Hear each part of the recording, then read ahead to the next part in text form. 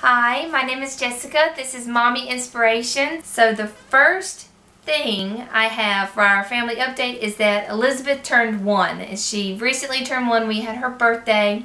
She is standing up. She's cruising. She's not trying to walk quite yet, but she's going to get there soon. She's also teething, and through all of this, she has been a really good baby. And she's growing, smiling. Her personality is just coming through. She's just so sweet. And I couldn't have asked for a better baby. The next thing for our announcements is that we are expecting baby number 4 this year. And it's a boy. So we're going to have 3 girls and 1 boy. I'm 25 weeks along as of right now, as far as this video is recording, and he is due in December of this year. So I'm going to have a baby during the whole coronavirus. So that'll be interesting, and I'll let everybody know what's going on, what to expect if they're expecting during the coronavirus when I have my baby. So that's going to be a big adventure. And also having a boy is going to be all new to me too, so it's going to have a whole new learning curve. But everybody says boys are easier than girls. I'll have to let you guys know later on down the road for that too. Also, we have moved Hannah into Sarah's room to make room for Elizabeth to have her own room, and so we can move her out of our room to make room for the little guy when he comes in December. So that transitioned really well. It was a lot easier than I thought it was going to be. We kind of like prepped him for it, so it was really not as bad as I thought. I thought it was going to be a nightmare, but it wasn't as bad as I thought. And we'll probably do another video for that too, a future video, how we transitioned and the steps we took to do that. But they are so happy to be in there, and it's a lot easier to have them in there and have Elizabeth in her room, and for our room to have our room back, and at least for a little while until the little guy comes in December. But that was not as bad as I thought it was going to be. So look forward to that video. Also, another thing that has happened, Hannah moved from her crib to a toddler bed. She is 2 years old. She turned 2 about 6 months ago, so she's 2.5. So she is crawling or climbing out of her crib, and it is she was doing it multiple times, you know, before she would fall asleep in her crib at night, and it was just becoming a safety issue.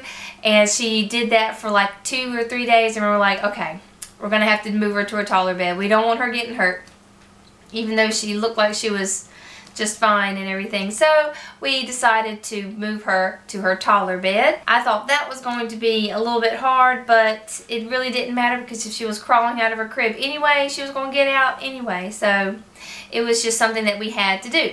And so that went very well. She stays in her bed. She gets out sometimes, but we have to put her back and have to talk to her about that. But she's in her toddler bed now. She's still sharing a room, of course, with Sarah, and so she had to share a room with Sarah. And then shortly after, she transitioned from her crib to her toddler bed, and so now she thinks she is a big girl because she has a regular bed, and she's not in her crib anymore like she was. She thinks she's a big girl like her sister. Also, we have a new van for this update video, and we had to get this van because of the new baby. Of course, we have a growing family, and it was just going to be really, really hard for me to have to put a 1-year-old and a 2.5-year-old in their car seats and be pregnant until December. And then when the baby comes, I'm going to have to put the baby and a 16-month-old and a 3-year-old in their car seats. Sarah's pretty good. She can click her seatbelt, and I really don't have to do anything with her except make sure she has her seatbelt on. I do have to help with Hannah and Elizabeth, and of course when the new baby comes in December. So we were thinking we should probably get a van, because it would probably be a lot easier, and it was, because this van makes things so much easier. I'll have to do a van tour for you guys, but I'll do a little quick one It has power doors, which is really easy when your arms are full, carrying a baby carriage and a diaper bag and maybe a few bags of whatever it is you're shopping, and it's just a lot easier. And it has automatic trunk door opening, which again is easy when your hands are full of kids. So it's really good. I really like it. And it's a Kia Sedona 2015, and we bought it used. Our motto, buy used, save the difference. And we'll have to do a video tour of our new van. We love it. I love the van. It's really nice. It makes things so much easier for a mom of 3 going on soon to be 4. Another thing is that we are starting our homeschool the first week of September. Sarah starts her K5 video Abeka. That's the videos where we chose to do the DVDs so that we could just, I guess, you know, if we have to, we can watch them in a different location and stuff like that, or we don't have to have constant internet and everything, because sometimes our internet goes out. So that's why we got the DVDs. She's real excited about that, and she's got a lot of stuff. I'll have to do a video of our materials. She's got a lot of stuff, and she's going to have a lot of stuff to learn, and it looks like fun stuff the way they present it.